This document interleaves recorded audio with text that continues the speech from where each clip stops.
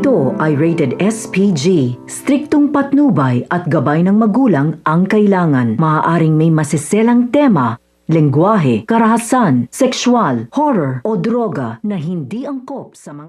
Huli na nga ang lahat para kay Lorena dahil nga sinagot niya na nga itong si Wilfred. At ngayon unti-unti na ngang nalalaman ni Lorena ang katotohanan sa nakaraan nito ni Wilfred na ang matagal na sikretong tinatago nito ni Lorena na inaakusahan nga siyang pumaslang ay asawa nga nito ni Wilfred.